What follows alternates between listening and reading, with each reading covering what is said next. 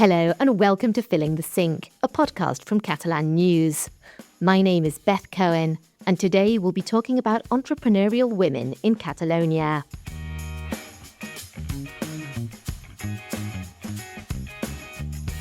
One of the UN's 17 goals for sustainable development is to achieve gender equality and empower all women and girls. To coincide with International Women's Day on March the 8th, we're dedicating an episode of Filling the Sink to female entrepreneurs, particularly those in traditionally male-dominated fields such as technology. Joining me in the studio today is Lea Beliaeva. Hello, Lea. Hi, Beth. It's great to see you. Great to be back. Now, Lea, this topic is particularly relevant at the moment, as this week Barcelona has hosted the Mobile World Congress. It's the world's largest mobile technology fair, and it's taken place yearly in Barcelona since 2006. Yeah, and it's not just any kind of event. It is the world's largest mobile technology fair, as you just said, and it's really, really huge. It becomes kind of its own city for a couple of days. Last year, there were over 100,000 attendees from more than 200 countries and nations in the world. And the name Mobile World Congress is to do with mobile phones, right? Well, I mean, the name is kind of outdated. It's more about the latest technology and the latest innovations. So it's all about robots, new smart gadgets. I saw robot pets or even smart glasses.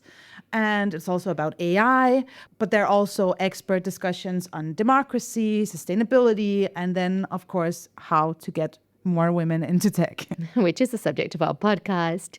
And Lea, you actually went there. In fact, this is the sound of you arriving on Monday morning.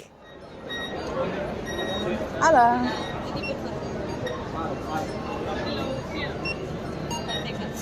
Gracias. Hola. Gracias. So what were your first impressions? Well, it was pretty overwhelming. When you walk in, I felt kind of like an ant in an anthill. Just a tiny, tiny being going in one particular way to do my kind of job. And everyone else around me was doing the exact same thing. And then in addition to that, it was an anthill that was highly technological with signage, lights, sounds, everything, everywhere, all at the same time. So it's really an explosion of everything all at once. Okay. And you were there for 3 days. Yes, I was. You must be exhausted. Just a little bit. Let's hear how you got on. Yes, Beth, today is day 3 of the Mobile World Congress. And even though it's my second time at the Congress and it's day 3, I'm still overwhelmed by all the noise, all the people, the booths, the colors, the screens, the technologies and fun ideas that I have seen. Just yesterday, for example, I saw a human robot dancing with a dog robot to a live band of real people that was playing. So I thought that was kind of very indicative of what you can see during the Congress. So all in all, there are around 2,700 exhibitors and companies, and they are both international big dogs such as Meta or Dell. And then there are also a whole lot of Catalan and international startups. But honestly, as I'm walking through the halls, I noticed something. Where are all the women? And where were they? Well, unfortunately, there weren't that many. Last year, for example, 26% of attendees were women, but the Mobile World Congress didn't provide exact numbers on how many of the exhibitors were women. But it's actually not that many. Yeah, I've been to similar tech fairs such as NAB in Las Vegas or IBC in Amsterdam. And I've seen female attendees and I've seen women working as hostesses, as presenters, as assistants. But as you say, very few exhibitors. Although it is one of the few places that you don't have to queue for the bathroom. That is true. And I never had to queue once. Every cloud has a silver lining. Okay, so as well as large multinationals, you mentioned that there were also some Catalan startup companies at the Mobile World Congress. So what's the definition of a startup? Okay, so contrary to how it sounds, it's actually a kind of fluffy and not very specific term. All organizations and entities, they all define it differently, but essentially it's a company in the early stage of its operations. So according to 2023 data from Acció, the Catalan Agency for Business Competitiveness, 48% of startups at Barcelona and Catalonia Startup Hub have been created in the last 5 years. But I also met startups during the Congress that have existed for longer than that. So it obviously all depends on each company. Okay. In 2024, more than 2,000 emerging companies were registered in Catalonia, and it's the highest figure on record since 2016. And a lot of these are technology companies. That's right. And there are some famous Catalan startups that we might not know are Catalan, but in fact, they started right here. And Wallapop is one of them, which is the platform where you buy and sell secondhand stuff. Yeah, it's become a household name. It has. And there's also Vicio, the hamburger chain. Yes, and Eura, which makes vegetarian meat alternatives. Okay, so whatever your tastes are, there's a Catalan company that can do it for you. But the important question is, how many of these startups are being created by women? So that's a really good question. According to 2022 data, Catalonia is the second territory in the EU with the highest number of women as co-founders or executives in startups in general. The exact number is 19%, which is slightly above the European average. What's the European average? The European average is 17%. Okay, it's a couple of percentage points, but it's still less than 1 in 5. That is unfortunately very true. But it's not only that there are few women-led startups, it's actually that there are very few women in the tech sector in general. According to the latest barometer from the Catalan Technology Circle, which are numbers from 2024, around a third of all jobs in the tech sector are occupied by women. And what obstacles might be preventing women from flourishing in business, not just in technology, but across all sectors? We will get into this later, but there's one major problem for startups in particular, and that is funding. So only 5% of female entrepreneurs in Catalonia get access to capital from investment funds. And if that's not bad enough, less than 1% have obtained bank loans. If that's the case, then how are women funding their startups? Well, the most common sources of funding are own savings, or that the women, they sell previous businesses, or they borrow money from friends and family. So it sounds like female entrepreneurs have the odds stacked against them from the very start. Yeah, so actually, I wanted to make an uplifting podcast for March 8th, but the reality has really made it kind of hard. Yes, I know that you tried to find businesswomen to interview at the Mobile World Congress. Yeah, and honestly, it was a little bit like looking for a needle in a haystack. But you did find some, so let's hear how you got on. Although I was initially discouraged by the lack of women in tech and in startups in general, I'm determined to find them here at the Mobile World Congress. So right now I'm going down this long corridor which is lit with purple lights. You can hear the music, you can hear all the people walking by. And this corridor leads us to the 4 years from now pavilion where all the startups are. So I'll go and see if I can find some women to talk to. Over at the 4 years from now pavilion, I talked to 5 female entrepreneurs, CEOs, and founders about what their experience being an entrepreneur was like. One of the women I talked to was Talia Leibovitz, the CEO and co-founder of Kala Health, an app that is designed to help women through their menopause. Being a woman entrepreneur, it's a hard process. It's also an interesting process. In our case, it's a double challenge because I am a women entrepreneur, but also I'm carrying a project that it's related and focused on women's health. For Maria, the co-founder of Lacta, a breastfeeding and maternity app, becoming an entrepreneur came with a spectrum of feelings. I felt lonely too. I felt like it was something new. I felt sometimes that I didn't belong. But I also felt very support from other women. And I feel like that women that are building their projects, we try to build community with ourselves. I feel that we are supporting each other. So it's like a balance between feeling maybe lonely or lost, but also feeling supported and encouraged to keep on. Women in tech make up only a fifth of the sector's workforce, and when it comes to executive roles, that number falls to only 10%. And according to Elena Zanieva, who left a long career in HR to co-found and be the CEO of a quiz platform for teaching called Quizly, it has to do with biases against women.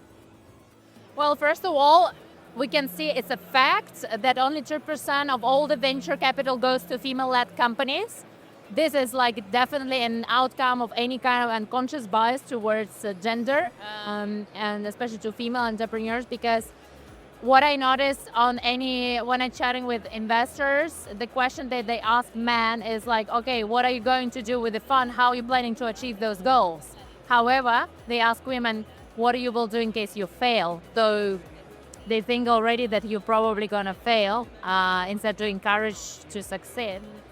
And even though the answer is quite obvious, I still wanted the women to put into words why they think it's important for there to be women entrepreneurs. We are the half of the population.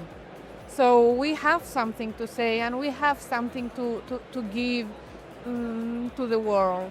Well, it is the same why we need not only women, why we need different people, because you can have different perspective on the same problem, because we all have our own experiences and all our life is defining the way we see and like address the problems. While I was talking to Maria and her colleague Lea, a very sweet and quite emotional moment took place. A user of the maternity app, who was also attending Mobile World Congress, came up to them and said thank you for their app, telling them through tears how much it had helped them as a new mom. And it was a really special moment to witness. Vine super maca i super necessària. Així que gràcies. A tu per venir-nos a dir la veritat. Mira, ja, això... Perdoneu, eh? No, al revés. But going back to why it's important for there to be female entrepreneurs, Elena also offers an anecdote. And another thing is that sometimes it's a bit ridiculous, but you know that NASA sent a woman with 600 tampons to the space, you know. Well, we definitely need different perspective to, but at least deliver and address, you know, kind of obvious problems sometimes. Carmen Rios, the founder and CEO of Doctomatic, also offers her perspective. I think we need all, we need to see that it's possible and that it's tangible and that you can achieve it and you can do that. So I think that's why. And some studies prove that businesses led by women are more successful than those led by men, 70%, compared to a 58% of men. I think that's also a very significant data. When it comes to creating future change, all the women point at different strategies. For Maria, it's all about funding. We need investment, as we need women developing their stories, their projects, their dreams. You also need women investing. We need women trying to support projects for women. For Carmen and Elena, the key words are spreading awareness and being a role model to small children. When I was a little girl, I didn't really have anyone nearby to actually, that was in the business world that could be for me, someone that I could look up to. I always try to make sure that they see that this is possible. And that's my responsibility. So it starts at home and at school. Show them that different types of people, different types of roles, understand that, they can do whatever they want to do. As a female entrepreneur, it's very important that also during the life we were taught to be women, like what usually we teach men when they get boys, to be brave, right? And what we teach girls, to be perfect. And unfortunately, you will not be able to succeed in entrepreneurship if you want to be perfect. It's nothing perfect. You have to act, you have to move fast, you don't, be brave, don't stop, be unstoppable and move and act. And perfection isn't a trait that we need in entrepreneurship. Thank you, Lea, for bringing us that report. Yeah, I had really fascinating conversations with all the women. And I think the main takeaway is that we really need more diversity. And that's not only in terms of gender, but also in terms of race, functional diversity, and just everything else. We need more people and more variety. Talia, for example, said that she had created the menopause app because she herself needed one. And Maria told a similar story of becoming a mother and needing kind of a community. Yet the equal presence of women in business isn't just desirable, it's a necessity if we want products, services, and companies that serve the needs of the whole population. You have to have the whole population represented. You really do. And Elena, she also had a really, really good and very telling example of the lack of diversity. And her example was when Amazon was trying to automate its CV screening process. And basically, they didn't train the algorithm machine well because it ended up rejecting women because the machine was learning to screen CVs based on successful hires.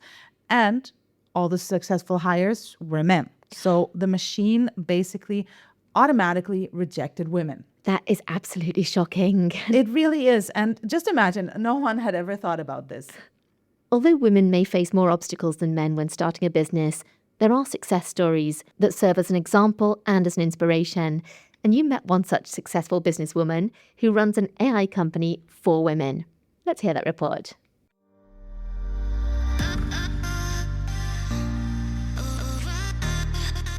Maja Završnik is kind of one of those unicorns that I was looking for during the Congress, who I managed to find. She is the CMO and co-founder of SheAI, which is an educational platform for women to learn how to use artificial intelligence in their businesses and careers.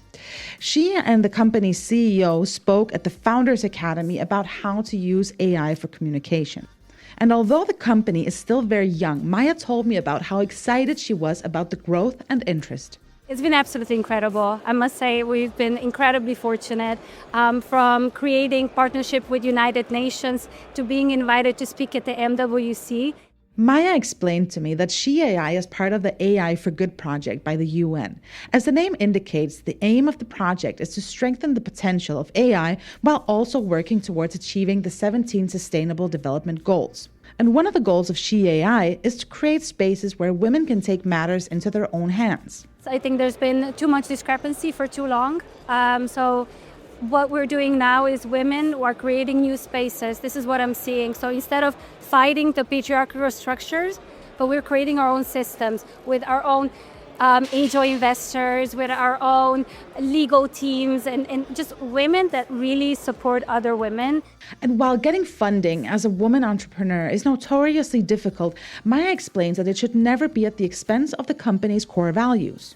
So one of our really important aims as well as entrepreneurs is making sure that if we do find an angel investor or VC founding, that it actually aligns with our values. We don't want to just take funding and then not have the ability to make decisions about our company and what we think is best. So providing value to women forever, even if it's free.